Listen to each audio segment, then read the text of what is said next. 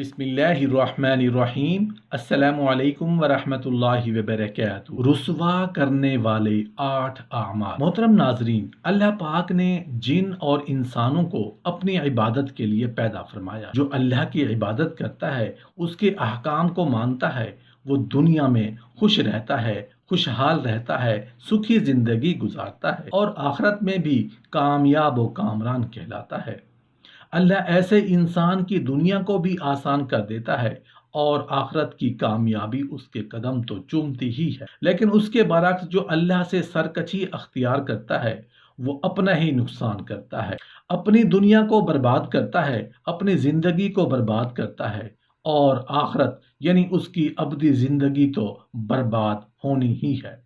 मोहतरम नाजरीन, हम उन 8 आमाल का तज़किरा करने वाले हैं जो किसी इंसान को इज्जत की बजाय जिल्लत, खुशी की बजाय दुख, हंसी की बजाय रोना, खुशहाली की बजाय तंग दस्ती और कामयाबी की बजाय नाकामी उसका मुकद्दर बने। मोहतरम नाजरीन, आज की इस वीडियो में हम उन 8 आमाल को ज़ेर बहस लाएंगे जिनको करने वाले इंसान दुनिया में नाकाम, कब्र में नाकाम, आखिरत में नाकामी तो उनका मुकद्दर बनेगी ही बनेगी। ये 8 ऐसे कभी आमाल हैं जिनकी वजह से दुनिया में जिल्लत और रुसवाई मिलेगी ही, लेकिन उसके साथ साथ आखिरत में भी जिल्लत मिले, रुसवाई भी मिले, अल्लाह के सामने भी शर्मिंदा होना पड़ेगा। अपने प्यारे रसूल सल्लल्लाहु अलैहि वसल्लम के सामने ना सिर्फ शर्मिंदा होना पड़ेगा, बल्कि आप सल्लल्लाहु अलैहि वसल्लम की शफाअत से महरूमी भी हो और मैदान महशर में जो सारी इंसानियत के सामने रुसवाई और हलाकत होगी वो अलग है। दुनिया और आखिरत में रुसवा करने वाले 8 आमाल में सबसे पहला अमल कुरान को पसे पुश्त डाल देना है। ऐसे इंसान की दुनियावी जिंदगी और मईशत तंग कर दी जाती है और आखिरत में उसे ये सजा मिलेगी कि उसे अंधा करके उठाया जाएगा, फिर चीखेगा, चिल्लाएगा। जो मेरे जिक्र यानी कुरान से रूगर्दानी करेगा उसकी जिंदगी तंगी में रहेगी और हम उसे रोजे कयामत अंधा करके उठाएंगे। वो कहेगा कि इलाही, मुझे तूने अंधा बनाकर क्यों उठाया, हालांकि मैं तो दुनिया में देखता था। जवाब मिलेगा, इसी तरह होना चाहिए था, तू मेरी आई हुई आयतों को भूल गया, तू आज तो भी भुला दिया जाता है। दुनिया और आखिरत में रुसवा करने वाले 8 आमाल में से दूसरा अमल नमाज की हिफाजत न करना है। इरशाद बारी ताला है, जिस दिन पंडली से कपड़ा उठा दिया जाएगा, कुफार सजदे के लिए बुलाए जाएंगे तो सजदा न कर सकेंगे, उनकी आंखें झुकी हुई होंगी, उन पर जिल्लत छा रही होगी। हालांकि पहले उस वक्त सजदे के लिए बुलाए जाते थे जबकि सही सालिम थे। रसूलुल्लाह सल्लल्लाहु अलैहि वसल्लम ने फरमाया, जो शख्स दुनिया में खालिस अल्लाह के लिए सजदा करता है, उसे अल्लाह ताला उस दिन जब अपनी पंडली खोलेंगे सजदा की तौफीक दे देंगे और वो सजदा में गिर जाएगा।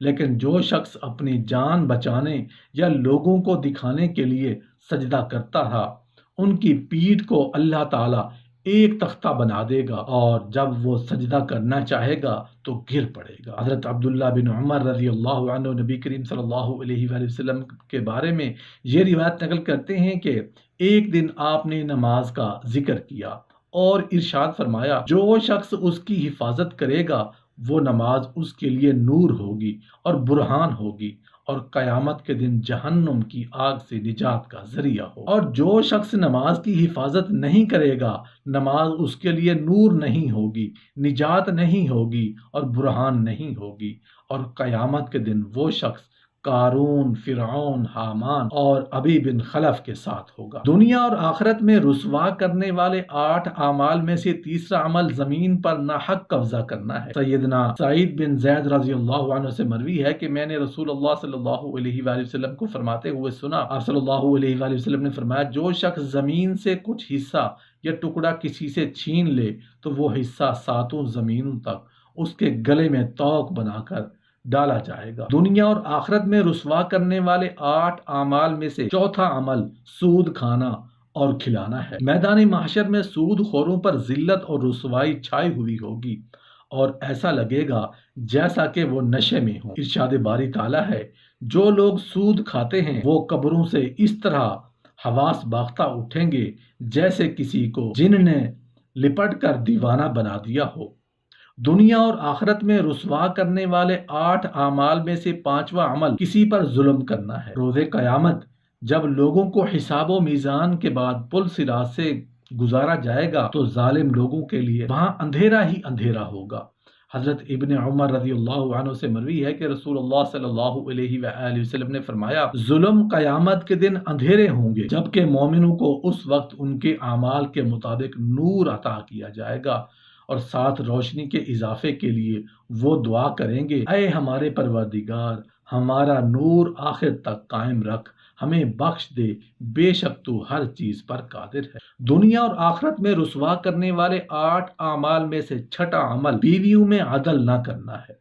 جس شخص کی 1 سے زائد بیویاں ہوں گی اور اس نے ان کے درمیان عدل نہ کیا ہو تو اس کے جسم کا ایک حصہ میدان محشر میں مفلوج ہوگا۔ حضرت ابو ہریرہ رضی اللہ عنہ سے مروی ہے، وہ بیان کرتے ہیں کہ رسول اللہ صلی اللہ علیہ وآلہ وسلم نے فرمایا، جس شخص کی 2 بیویاں ہوں اور وہ ان دونوں میں سے کسی ایک کی طرف جھک جائے، یعنی دونوں میں سے کسی ایک سے زیادہ لگاؤ رکھے، وہ قیامت کے روز میدان محشر میں اس حال میں آئے گا کہ اس کا آدھا دھڑ گرا ہوا فالج زدہ ہوگا۔ دنیا اور آخرت میں رسوا کرنے والے 8 اعمال میں سے 7واں عمل کسی کو ناحق قتل کرنا ہے۔ مقتول قاتل کو سر کے بالوں سے پکڑ کر رب العالمین کے سامنے لائے گا اور اپنا مقدمہ اللہ کے حضور پیش کرے گا۔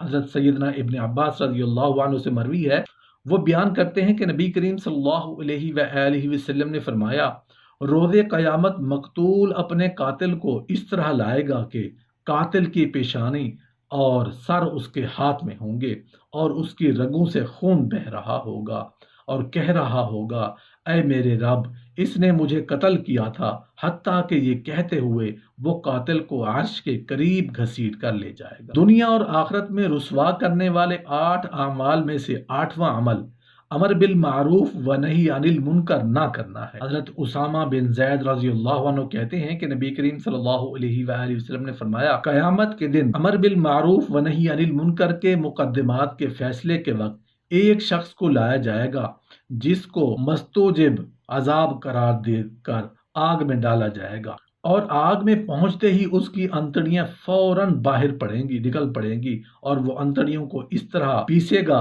جس طرح خراس کا گدھا اپنی چکی کے ذریعے آٹے کو پیستا ہے۔ جس طرح چکی میں چلنے والا گدھا چکی کے گرد چلتا رہتا ہے، اسی طرح وہ شخص اپنی ان انتڑیوں کے گرد چکر لگائے گا اور ان کو پیروں تلے رونتا رہے گا۔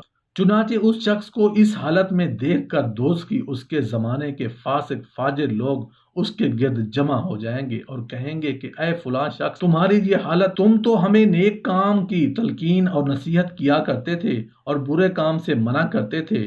تو وہ شخص جواب دے گا، بے شک میں تمہیں نیک کام کی تلقین کیا کرتا تھا مگر خود اس نیک کام کو نہیں کرتا تھا، اور تمہیں برے کام سے منع کرتا تھا مگر خود اس سے برے کام سے باز نہیں رہتا تھا۔